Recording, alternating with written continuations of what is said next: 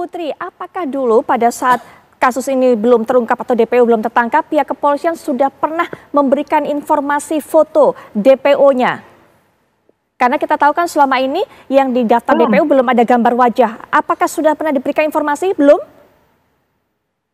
Belum, baik. Belum sama sekali. Baik. Ya, baik Mbak Putri, terima kasih sudah berkenan untuk bisa memberikan informasi kepada kami. Waktunya Mbak Putri memang sangat terbatas, tapi terima kasih sekali.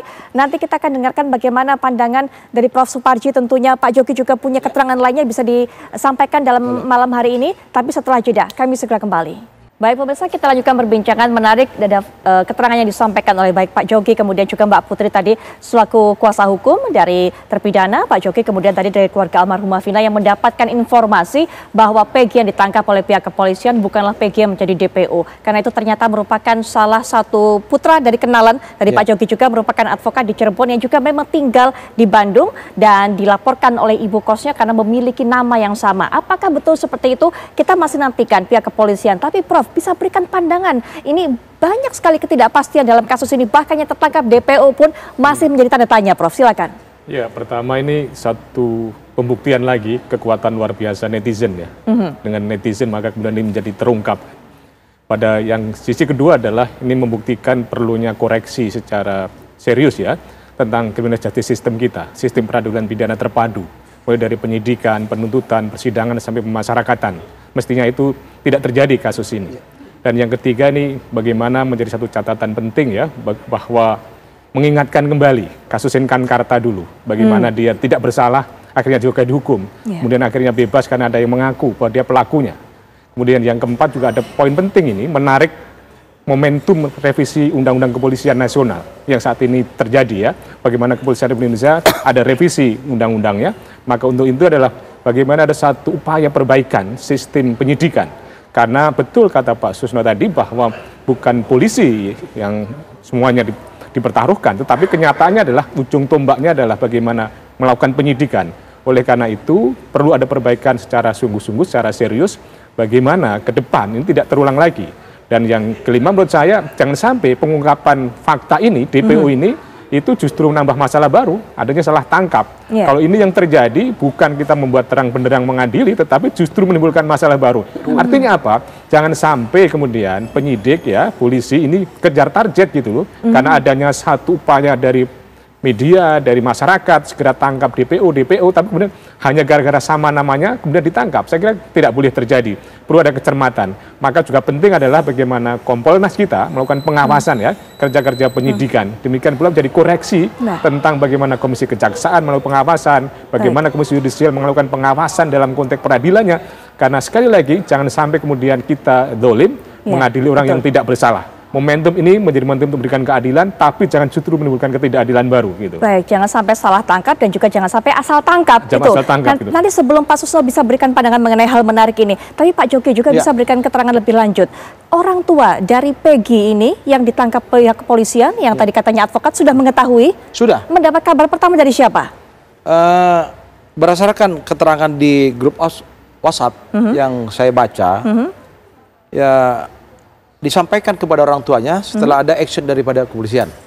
Sehingga orang tuanya terkaget-kaget mendatangi kepolisian daerah Jawa Barat dan berusaha untuk menemui. Tapi sampai saat ini mereka sudah menunggu sejak pagi, belum bisa dipertemukan dengan mereka, sehingga menimbulkan pertanyaan.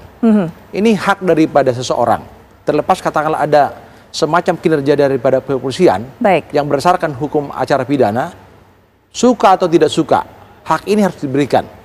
Jangan sampai dibungkam. Ini kan menjadi persoalan. Bila besok suatu saat ternyata bukan itu Peggy yang sebenarnya, berarti timbul persoalan baru. Haknya dia sudah terampas. Walaupun dalam sistem peradilan kita ada hak daripada kepolisian untuk 1 kali menjawab, membuktikan. Ya, Pak Jogi, saya ingin sekali mengetahui, mungkin Pak Jogi bisa mendapatkan atau sudah mengetahui data-data mengenai hal ini. Saya hanya berpatokan pada data DPO yang disebarkan oleh pihak kepolisian, bahwa Peggy atau Peron ini diperkirakan sekarang umurnya 31 tahun. Apakah usia Peggy yang ditangkap itu juga 31 tahun? Kalau berdasarkan daftar DPO yang ada dalam berkas perkara, kalau sekarang kan umurnya 27 tahun nih. Dan kemarin ada rilis, berarti kan mereka-mereka itu udah di atas daripada 30 tahun. Betul. Berarti bertolak belakang atau berbeda. Ya, nah saya juga mau nanya, ini kan yang disebutkan dalam DPO ini adalah digambarkan ciri-ciri fisiknya, perawakannya kecil dengan tinggi 160 cm, rambutnya keriting, kulitnya hitam. Apakah kemudian putra Peggy dari putra advokat tersebut juga seperti itu ciri-cirinya? Saya belum bisa identifikasi karena begini, kasus yang kami tangani terhadap 5 klien kami dan itu tidak pernah muncul ciri-ciri mereka dan tidak pernah diberitahukan kepada kami juga, termasuk juga kepada klien kami. Dan ini hanya sesuatu yang dipaksakan.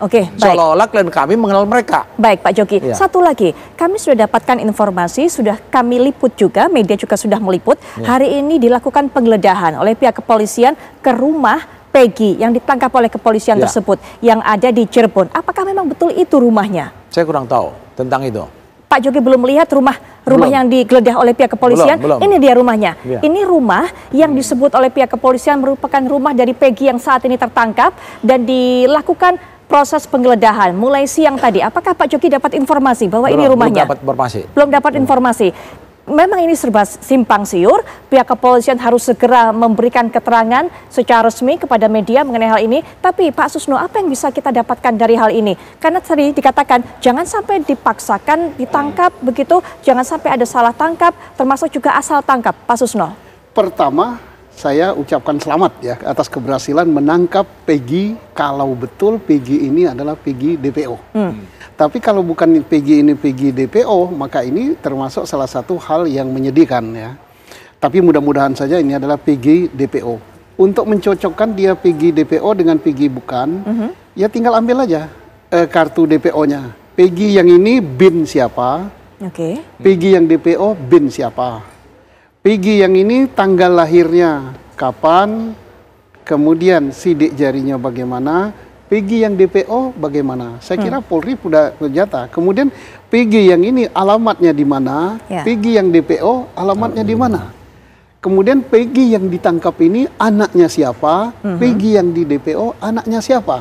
Kalau bapaknya berbeda, ibunya berbeda, tanggal lahir berbeda, fotonya berbeda, ya berarti bukan Peggy yang dicari walaupun namanya sama. Tapi apapun juga saya mengapresiasi sudah tertangkap dengan harapan yang tertangkap ini benar itu orangnya. Itu harapan Tapi kita bersama. kalau bukan itu orangnya, nah ini ya apa namanya menambah deretan kesedihan kita. Karena menambah persoalan baru.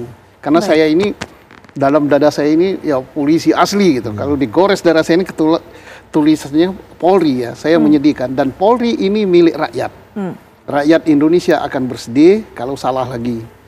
Ya mudah-mudahan tidak salah. Baik, Pak Joki apakah mendapatkan keterangan sudah berapa lama Peggy yang merupakan putra advokat tersebut tinggal di Bandung? Saya belum mendapat informasi lebih lanjut. Apa kegiatan dan pekerjaannya di sana? Karena kalau Peggy yang ini disebut pekerjaannya adalah kuli bangunan. Betulkah itu? Ya, saya belum bisa memperinci lebih jelas. Hanya di grup kami, di DPD KI Jabar, ada muncul putra dari seorang advokat ditangkap atas laporan daripada si pemilik kos. Itu aja. Tentang pekerjaannya saya belum bisa klarifikasi. Baik, ini kita lihat lagi sebenarnya bagaimana sosok Peggy Setiawan atau Perong ini menurut dari pihak keterangan dari kepolisian. Usianya 30 tahun, lokasi ditangkap di Bandung, Jawa Barat pada 21 Mei 2024 Selasa kemarin. Pihak kepolisian juga belum mau membuka ditangkapnya di mana tepatnya di kota Bandung tersebut. Kemudian menyamar sebagai buruh bangunan selama 8 tahun buron. Ini yang dikatakan oleh pihak kepolisian. Tapi memang ada satu keterangan lagi yang disampaikan oleh pihak orang yang tinggal di daerah rumah tadi yang diperiksa ataupun juga digeledah oleh pihak kepolisian mengatakan bahwa Peggy memang tinggal di rumah tersebut dan berprofesi sebagai kuli bangunan juga seperti bapaknya, tapi baru berangkat ke Bandung seminggu kebelakangan ini. Ini memang masih simpang siur yang harus diberikan keterangannya segera oleh pihak kepolisian.